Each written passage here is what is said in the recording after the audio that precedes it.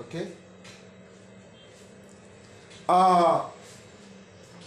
Ẹ kú ojúmọ́, a kú òwúrọ̀. Wọ́n ní tá a bá jí lówùúrọ̀ nílẹ̀ Ifẹ̀ ọgbọ́n la fi ń kọ́ra wa. Ó sì yé wa pé nílẹ̀ Yorùbá ìmọ̀ ìṣirò ó ṣe kókó. Tá a bá wọnú kátàkárà ìmọ̀ ìṣirò ó ṣe kókó. Tá a bá wọnú ìṣẹ̀ṣe àwọn bàbá wa kéòkè a fẹ́ jáwé a fẹ́ já egbò, a mọ̀ pé ìmọ̀ ìṣirò ó ṣe kókó. Torí bẹ́ẹ̀ wọ́n ti mọ̀ pé mú àtàrí méje, which is number 7, mú nǹkan báyìí mẹ́ta, ságbẹ́rẹ́ mẹ́ta, já ewé yìí méje mẹ́ta mẹ́rin. Ìyẹn la fi mọ̀ pé ìmọ̀ òǹkà ó ṣe kókó nínú èdè Yorùbá. Eléyìí ló mú iléeṣẹ́ wa Aglo TV láti nawọ́ ìpè sí ọ̀gbẹ́ni kan nínú àwọn ẹni tí a mọ̀ kí wọ́n dáńtọ́ nínú kákọ́ni nímọ̀ ìṣirò tí a mọ̀ sí ọ̀gbẹ́ni Nasrudeen tí gbogbo wa ń pè ní Àlàmú. Àwọn ni a ní lórí ètò wa ní òwúrọ̀ yìí tí wọ́n mọ̀ dá wa lẹ́kọ̀ọ́ lórí ìpilẹ̀ṣẹ̀ṣẹ̀ ohun tá à ń pè ní ìmọ̀ ìṣirò tí olóyìnbó ń pè ní mathematics. A fẹ́ fi dá wa lójú pé nínú àṣà Yorùbá, nínú ìmọ̀ Yorùbá, ìmọ̀ ìṣirò ti wà ń bẹ̀ látayédáyé ni, ṣùgbọ́n a mọ̀ lo èdè Yorùbá láti kọ́ tọmọdé tàgbà ní ìmọ̀ ìṣirò àti òyìnbó a mọ̀ fi gba lẹ́gbẹ̀ẹ́. So kí Olódùmarè tó láyé àti ọ̀run kí ó ran iléeṣẹ́ wa lọ́wọ́ kó sì ran olùkọ́ wa náà lọ́wọ́. Ọ̀gbẹ́ni wa Mr. Nasrudeen tí ẹ mọ̀ bọ̀ wá sí ojú àwòrán láti wá bá àwọn ará ilé láti wá dá wọn ní ẹ̀kọ́.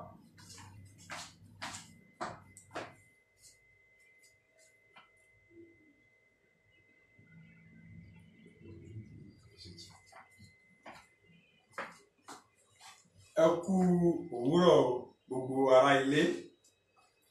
Orúkọ tèmi ni Nasrudeen Títílọpẹ́ tí ọ̀pọ̀ yẹn mọ̀ sí Àlàmú. Èyí ni láti sọ pàtàkì àti ìbẹ̀rẹ̀ nípa èdè àbí nípa ìmọ̀ ìṣirò tí à ń pè ní mathematics. Tí a bá wo mathematics tá à ń pè ní ìṣirò, òun ló jẹ́ ohun tí ó rọ̀ jù lágbàáyé, ṣùgbọ́n àwọn èèyàn wọ́n ti máa ń wo ìṣirò bí èyí pé òun ló le jù lágbàáyé. Èmi wá fẹ́ fi dá yín lójú báyìí pé mathematics òun ni iṣẹ́ tí ó rọ̀ jù ní àgbáyé. Ẹ rí i pé tí a bá wò níbi tí ìṣirò ti bẹ̀rẹ̀ nípa òǹkà ni. Òǹkà tí a sì ń wò ní kò ju 10 lọ, gbogbo òǹkà láyé 10 náà ni. Ó bẹ̀rẹ̀ láti 0, 0, 1, 2, 3, 4, 5, 6, 7, 8, 9. Lẹ́yìn eléyìí kò sí òǹkà kankan mọ́. Ẹ rí pé tí a bá wò, tá bá wo ẹ̀wá, ení àti òdo ni. Tá bá wo ọ̀kànlá, ení àti ení ni, àti bẹ́ẹ̀ bẹ́ẹ̀ lọ. A wá fẹ́ bẹ̀rẹ̀ ètò wa pẹ̀lú classification of number. Àwọn báwo ni a ṣe lè, àwọn agbọ̀n wo ni òǹkà kọ̀ọ̀kan, àwọn agbọ̀n wo ni òǹkà kọ̀ọ̀kan tó pín sí, ìsọ̀rí tí ó pín sí. Alákọ̀ọ́kọ́ ni à ń pè ní even number, even numbers. Even numbers òun ni nọ́mbà kan tí ó lè pín sí méjì lọ́gbọọgba láì ṣẹ́kù nǹkan kan, tàbí ká sọ wípé ó ṣẹ́kù òdo. tí àwọn olóyìnbó bá fẹ́ sọ wọ́n ní even number are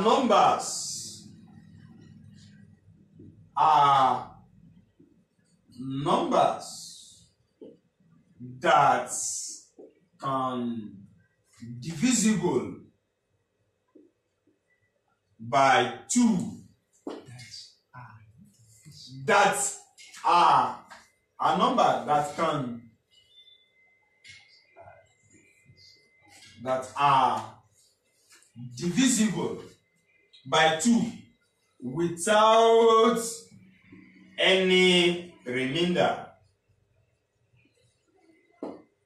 Ìtumọ̀ eléyìí ni pé àwọn nọ́mbà tí 2 lè pín tàbí tí a lè pín sí méjì lọ́gbọọgba tí ò sì ní ṣẹ́kù òǹkà kọ̀ọ̀kan. Àpẹẹrẹ eléyìí ni 2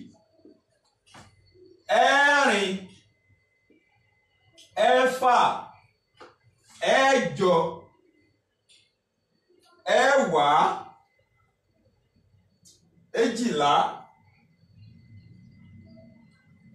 àti bẹ́ẹ̀ bẹ́ẹ̀ lọ.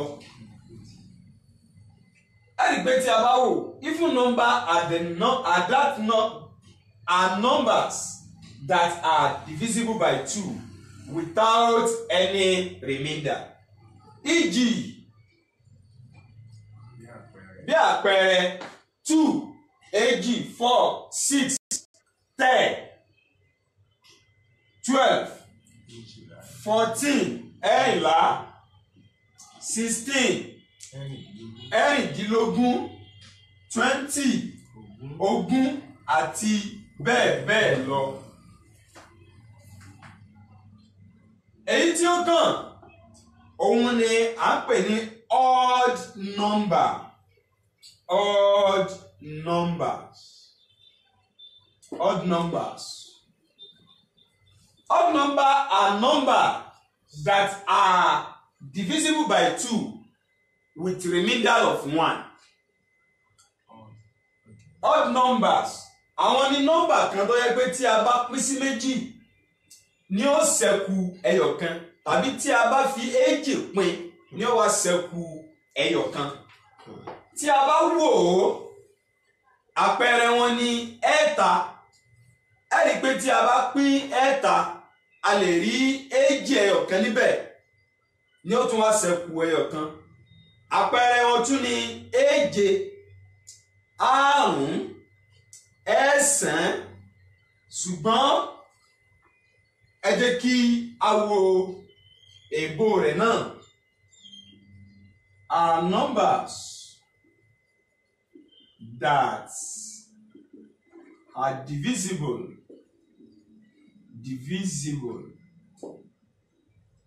by 2 with remainder of 1. Bí àpẹẹrẹ 7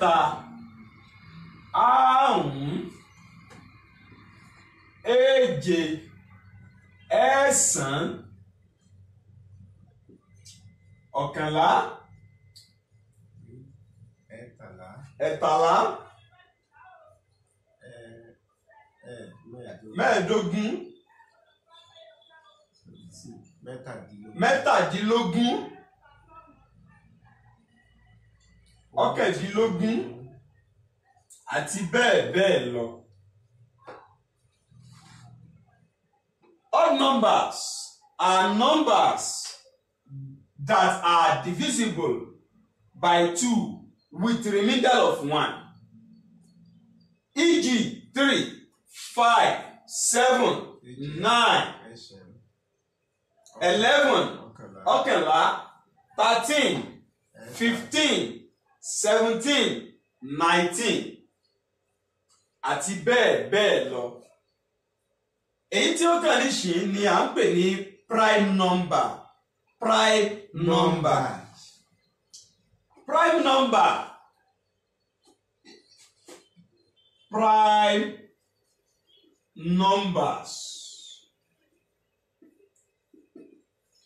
Prime number yìí òun ni nọ́mbà tó jẹ́ pé nọ́mbà méjì náà ló lè pín òun. Nọ́mbà àkọ́kọ́ ni ọ̀kan. Nọ́mbà ẹlẹ́ẹ̀kejì iná ẹ̀ ní ara rẹ̀ gangan. Ẹgbẹ́ mi lẹ́ẹ̀kan sí o. Prime number yìí òun ló fẹ́ẹ́ rújú jù nínú agbọn tàbí oríṣiríṣi nọ́mbà tí wọ́n pín sí. Ṣùgbọ́n òun ló tún wá lẹ̀ jù téèyàn bá lè gbọ́ àgbọ́yé rẹ̀ dáadáa.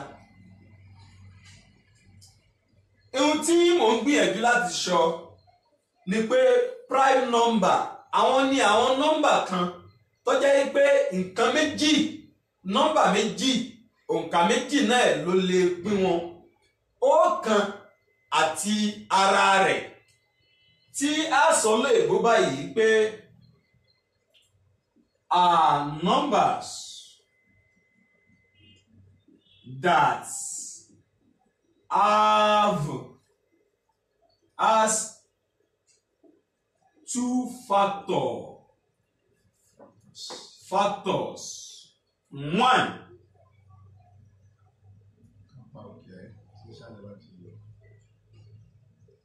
One, and itself. Ìtumọ̀ eléyìí ni pé prime number are numbers that has two factors, one and itself. Are numbers that has two factors.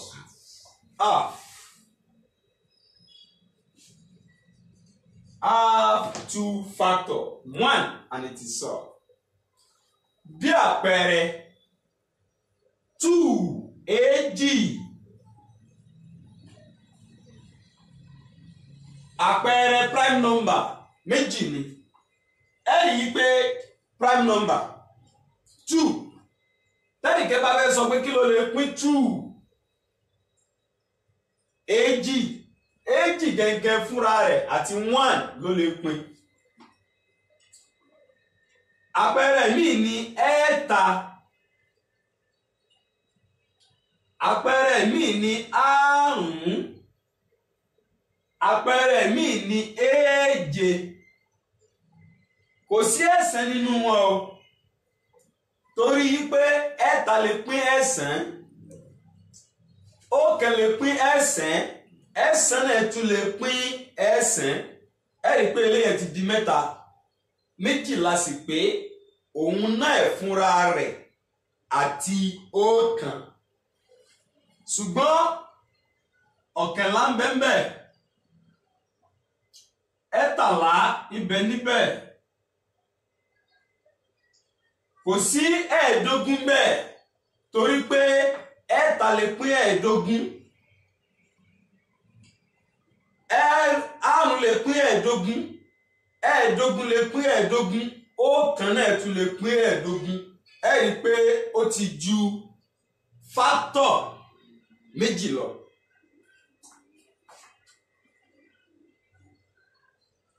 Ẹ̀tàdínlógún bẹ́ẹ̀. Ọ̀kàndínlógún bẹ́ẹ̀. Kò sí ọ̀kànlélógún bẹ́ẹ̀. Pẹ̀lú àlàyé ẹ̀ta lè pín ọ̀kànlélógún. Èje lè pín ọ̀kànlélógún. Ọ̀kànlélógún fúnra ara rẹ̀ lè pínra rẹ̀. Ọ̀kan náà sì tún lè pín àti bẹ́ẹ̀ bẹ́ẹ̀ lọ. Tí ẹ bá wá wòye ẹ rí i pé gbogbo ìran prime number kọ́ ni odd number. Gbogbo ìran odd number náà kọ́ ni prime number. Ṣùgbọ́n àwọn nọ́mbà kan ń bẹ tó yẹ pé odd ni wọ́n prime náà sì tún ni wọ́n.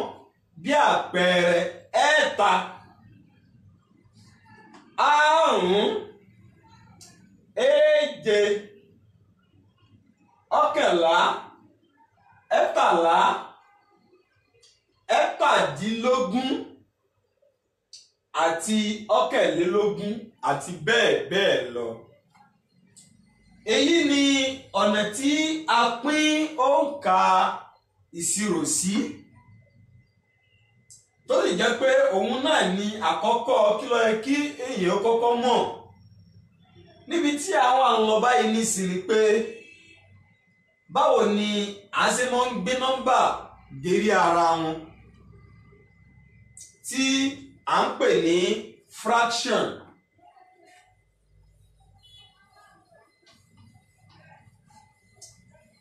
Pẹ̀lú ògo lọ́wọ́ Ọlọ́run tí ẹ bá ń fi ọkàn bá wa lọ ní ilé, àmì ìṣirò àti gbogbo ohun tí ó jẹpọ̀ mọ́ ìṣirò kedere ni ó hàn sí wa. Ohun tí a mọ̀ tẹ́lẹ̀ ẹ rí i pé ní ó di pé a mọ̀ lọ́kọ̀ọ̀kan. Ìpele tí a fẹ́ bọ́ sí nìsí là ń pè ní fraction.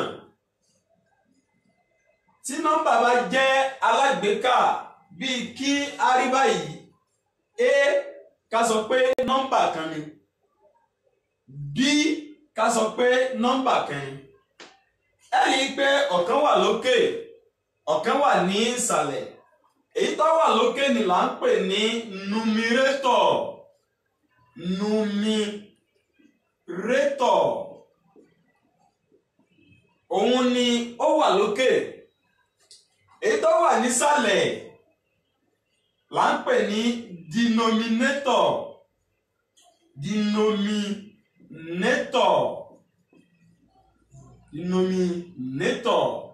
Numerator. Èyí tó wá pín wọn láàrin yìí là ń pè ní àmì pínpín tó ń pè ní division sign.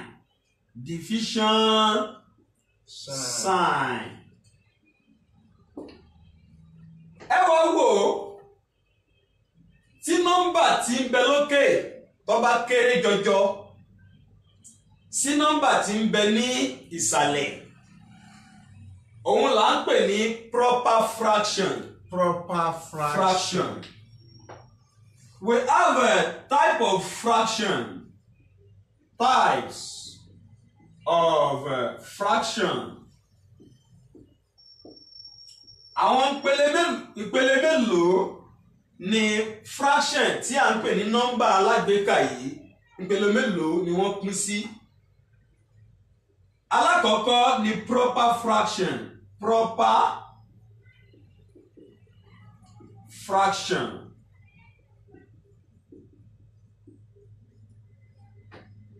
Ẹlẹ́ẹ̀kejì ni improper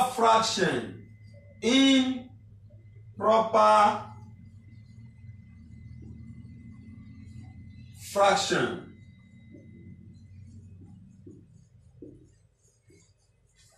Ẹlẹ́ẹ̀kẹta ni mixed fraction.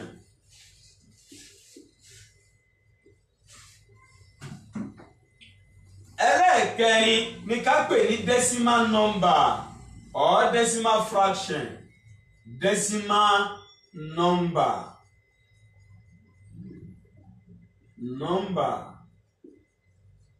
Tàbí ká pè ní decimal fraction.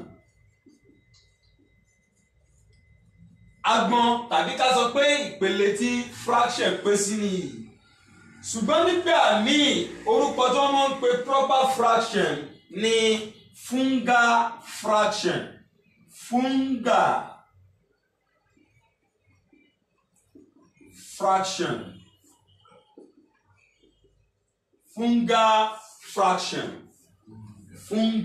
fraction.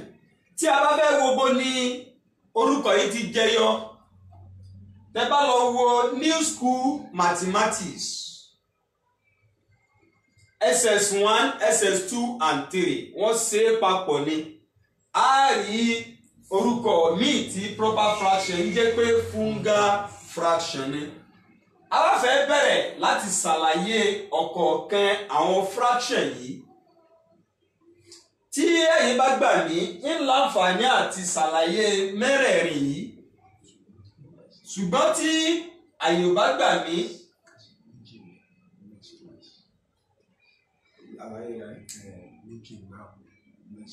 a láǹfààní àti ṣe àlàyé méjì lónìí di ọjọ́ míì ọjọ́ re tí a tún mọ pàdé lórí ètò yìí kọ́wọ́ mọ̀ pé ẹnìkọ̀ọ̀kan wa ní òkú.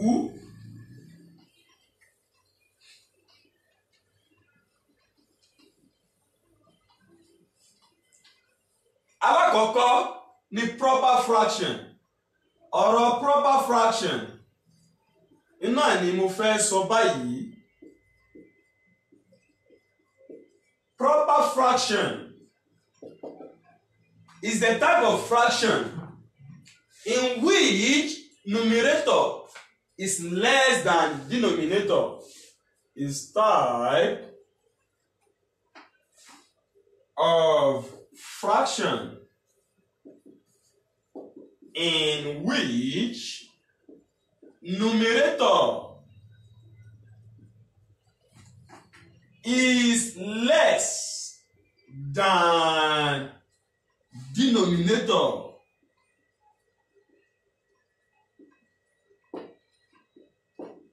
Èyí tí mo sọ yìí ẹni kí n sọ Yorùbá rẹ̀. Fraction tá à ń pè ní proper fraction òun ni fraction kẹtọ́ yẹ pé ó ṣe déédéé bó sì ti yẹ kó rí iná ẹ̀ lórí. Ẹ rí i pé tí a bá gbé àgbàlagbà tá a gbé sísàlẹ̀ tí ọmọ kékeré wá gun àgbàlagbà lógóńgó ẹ rí i pé bó ṣe yẹ kó rí lórí ni. Yàtọ̀ sí kọjá yìí pé ọmọ kékeré ní ọ̀bẹ nísàlẹ̀ àgbàlagbà ó wá gbé ní ògóńgó. Yóò wá gbé àgbàlagbà ní ògóńgó. Ní ó wá gbé àgbàlagbà lógóńgó eléyìí kò ṣe déédéé. Ṣùgbọ́n tó bá ní nǹkan proper bó ṣe yẹ kó rí nìyí. Òun ni tó bá yẹ pé nọ́mbà tí ń bẹ lókè tá à ń pè ní numerator tó bá yẹ pé ó bá kéré títí ìsàlẹ̀ tó wá ru ẹrù wá tóbi òun là ń pè ní proper fraction. Proper fraction àpẹẹrẹ rẹ̀ ní 2/3. 2/3 yìí ẹ rí i pé èyí tí ń bẹ lókè tá à ń pè ní numerator ó kéré sí èyí tí ń bẹ nísàlẹ̀ tá à ń pè ní denominator. Eléyìí ni àpẹẹrẹ proper fraction. Àpẹẹrẹ míì ni bíi 5/21. Ẹ rí i pé tí a bá wò ohun tó wà lókè ó kéré ohun tó wà nísàlẹ̀ ó tóbi. Tí a bá tún wọlé yìí a lè sọ yín pé 1/2. Ẹ rí i pé lóòótọ́ ohun tó wà lókè ó kéré ohun tó wà nísàlẹ̀ náà ó tóbi ṣùgbọ́n ohun tó wà nísàlẹ̀ kò kú tóbi púpọ̀ ju ohun tó wà lókè lọ ṣùgbọ́n sá tóbi jù ú lọ. Kékeré ni lámọyín fi jù mí lọ ẹni ò ṣe é bùdánù ọ̀ṣájú lọ náà ni. Ẹlẹ́ẹ̀kejì tàbí ká sọ pé bí ẹlẹ́ẹ̀kẹrin ọpọlọ kẹrin ṣùgbọ́n wọn ọba ní mẹ́nubà àlàyé mi ni mo fẹ́ kó yé yín yékéyéké bí ká sọ pé ever lábẹ́ rẹ̀ a wá rí 55.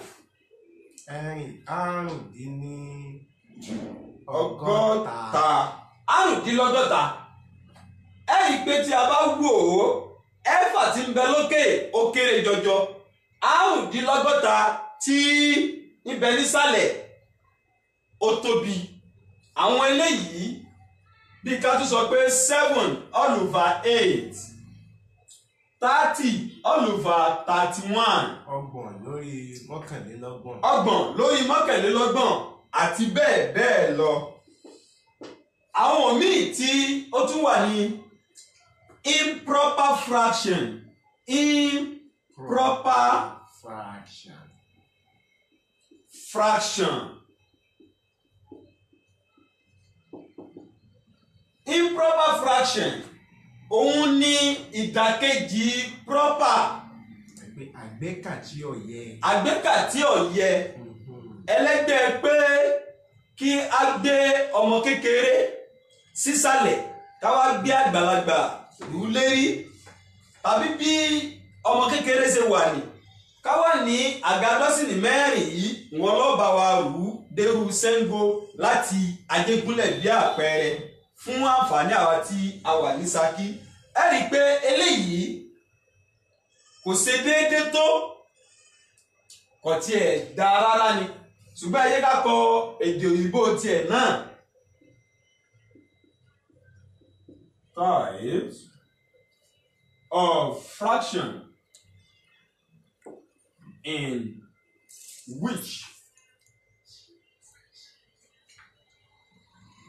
Types of fraction in which the numerator èyí tí ń bẹ lókè là ń pè ní numerator is greater than denominator.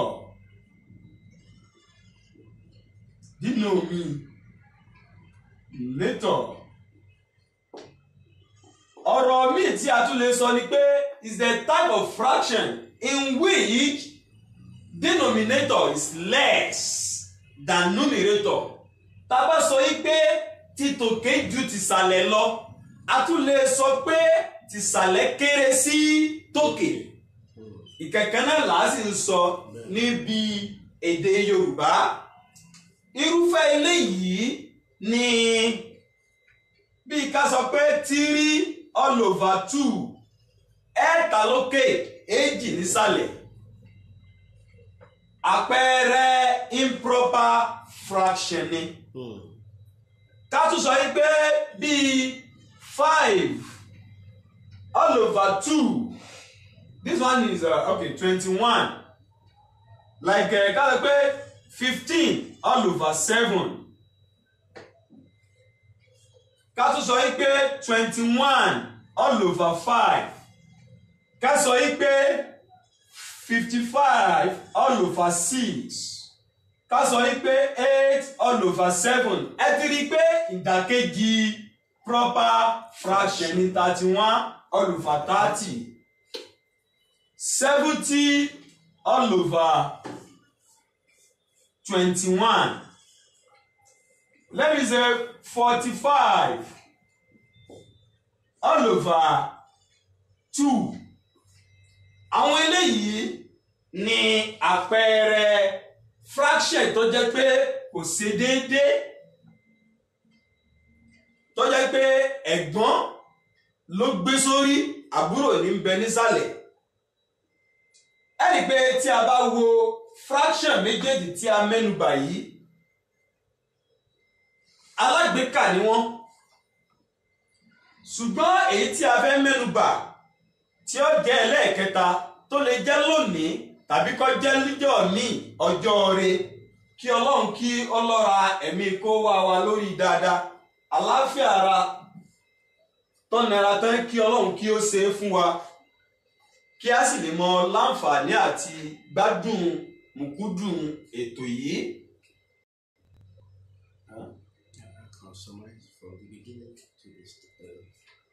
Ohun tí a ti sẹ̀sọ́ látàárọ̀ ni pé lórí òǹkà náà là ń sọ̀rọ̀ lórí láti bẹ̀rẹ̀ tí ó fi débi tí ó dé yìí. Ẹ rí i pé kókó ohun tí a rí mú lónìí ni pé agbọ̀n wo làwọn òǹkà wa mẹ́sẹ̀ẹ̀sán àti mẹ́wẹ̀ẹ̀wá wà. Lógo Ọlọ́run, ẹ rí i pé òdo ń bẹ nínú òǹkà. Òdo táwọn wò ní nọ́mbà ni, ṣùgbọ́n kì í ṣe fígọ̀. Nígbà míì a mọ̀ sọ̀yàtọ̀ láàrin fígọ̀ àti nọ́mbà fún wa. Ṣùgbọ́n ẹ rí i pé tí a bá wò ó, àdíjẹ́ ká mọ agbọ̀n wo ni wọ́n pín sí. Bíi even number tí a sọ pé nọ́mbà tó ṣe é pín sí méjì tí ò ní ṣẹ́kùn kankan ni. Ta tún sọ̀rọ̀ nípa odd number, nọ́mbà tó lè ṣe é pín sí méjì ṣùgbọ́n tí ó ṣẹ́kù ẹyọ kan. Nígbà tí a fi wà ní ilé ẹ̀kọ́ àkọ́kọ́ bẹ̀rẹ̀, wọ́n máa ń sọ fún wa yìí pé odd number ni nọ́mbà tí kò ṣe é pín sí méjì. Nígbà tí a wá kọjá síwájú, a rí i pé kò sí ìran òǹkà tí a ń pè ní nọ́mbà tí ò ṣe é pín sí méjì, ni ó yà ṣẹ́kù ẹyọ kan ni.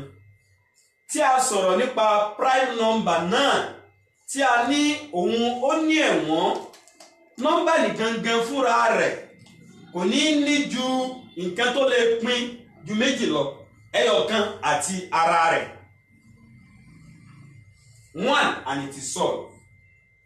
Tí a wá bọ́ síbi nọ́mbà alágbèéká tí a ń pè ní proper fraction, improper fraction, mixed fraction àti decimal fraction. Àlàyé tí a ṣe fún wa níbi proper fraction ni fraction kan tó jẹ́ pé ohun tí ń bẹ lókè rẹ̀ ó kéré sí ohun tí ń bẹ nísàlẹ̀. Ta sọ pé ó lè jẹ́ pé kíkéré nìna ẹ̀ kò pọ̀ púpọ̀ tàbí jújù lọ títí ìsàlẹ̀ náà jù lọ kò pọ̀ púpọ̀, ṣùgbọ́n ajé ó yé wa pé kékeré ni lámọ̀ yín fi jù mí lọ, kò kú sí gbùdànù kò sì sí fowó rà. Improper fraction òun nìdàkejì proper fraction, torí pé ohun tí ó bẹ lókè tiẹ̀ ni ó wá tóbi ju ohun tí ń bẹ ní ìsàlẹ̀ lọ. Èyí ni ìmọ̀ fi ṣe lọ. Ẹni tó bá wà ní àfikún àbí àyọkúrò tàbí ìbéèrè tí a lè dáhùn bóyá ní ètò wa tí ń bọ̀, kí o kọ́mẹ̀ntì sí abẹ́. Kí á dẹ̀ rí àwọn èèyàn kún kọ́mẹ̀ntì bí a bá ní ìbéèrè náà ni, tí a bá wá ní ìmọ̀ràn kan tí ẹ fẹ́ gbà wá tàbí nǹkan kan lẹ fẹ́ ká fi kún tàbí nǹkan kan lẹ fẹ́ kí a yọ kúrò, kí Ọlọ́run kí ó ṣe dáadáa fún òǹkó wa. Adúpẹ́ pé òkun lọ́wọ́ olùkọ́ wa. Ẹ rí i pé wọ́n ní èèyàn ní rìn kó rí ó má mì. Gbogbo ibi tí ẹ̀yin tẹ̀ ń wò wá nílé àti lóko, gbogbo ibi tí a bá kù sí lórí ètò wa, ẹ foríjì wá torí pé wọ́n ní bàbá jẹ̀kọ àdáríjẹwé. Gbogbo ibi tí a bá kù sí à ń gbìyànjú ni láti rí i pé àtọmọdé àtàgbàlagbà a kò nínú ìbẹ̀rù ìmọ̀ ìṣirò, torí pé òun ní mọ́ ń lé oníkálukú káàkiri. Ẹ̀ẹ́kẹ́ bí olùkọ́ wa ṣe kọ́ wa, wọ́n kọ́ wa ní kíkọ́ pé àtàgbàlagbà o àtọmọdé o kò sẹ́ni tí kò gbọdọ̀ mọ̀ ohun tí wọ́n ń sọ. Lórí ètò wa ìmọ̀ ìṣirò, ó jẹ́ ìmọ̀ àdáyébá ilẹ̀ Yorùbá. Ìyẹn ni pé ó ṣe kókó fún gbogbo ọmọ Yorùbá láti mọ ìmọ̀ ìṣirò. A mọ̀ gbé ọ̀gbẹ́ni wa Nasiruddin tí wá ní gbogbo ìgbà. Ó sì ṣeéṣe kó jẹ́ pé ní òwúrọ̀ ọjọ́ Monday tàbí tá bá wo àsìkò míì tí ó ti rọrùn fún àwa tí a fẹ́ mọ wò wọ́n, torí bí àǹfààní ó wà fún ẹni tó bá fẹ́ béèrè láti pè wá lásìkò tá à ń ṣe ìdánilẹ́kọ̀ọ́ lọ́wọ́ tí wọ́n sì mọ fèsì sí gbogbo ìbéèrè wa. Aglo TV òun ni ó gbé ètò yìí kalẹ̀, sọ gbogbo àwọn tá a wà nílé ẹ jẹ́ káwọn ọmọ wa kó wọn wò ó, ká pe ọ̀rẹ́ wa, ká pe ẹni tó wà nílé ẹ̀kọ́ náà tó jẹ́kọ̀ọ́ gíga, torí pé gbogbo nǹkan yìí ó jẹ́ àǹfààní fún wa. Tí ẹ bá fẹ́ pè wá, ẹ bá sì níbèrè, ẹ comment ní abẹ́ fídíò yìí torí pé yóò wà lórí Facebook. So tábà èyí sàmọ́ béèrè yín, wọ́n mọ̀ respond sí yín lórí ìbéèrè yín. So àwọn ọmọ fi èyí ṣe ìlọ. Àwa sọ pé ìmọ̀ ìjìnlẹ̀ ìṣirò, ìmọ̀ ìjìnlẹ̀ sáyẹ́ǹsì ti wà ní nílẹ̀ Yorùbá, ó sì ṣe kókó fún gbogbo ọmọ Yorùbá láti mọ ìmọ̀ ìṣirò. Orúkọ tèmi ni Oríadé Pọ̀ṣọ́lá Ajétẹ̀lú, tí à ń gbé ohùn ọ̀gbẹ́ni wa Nasiruddin sí orí afẹ́fẹ́. Àwa ni ẹ mọ̀ wò, ẹ̀yin náà làwa náà ó sì mọ̀ bá. Ó dìgbà kan náà, ó dàbọ̀.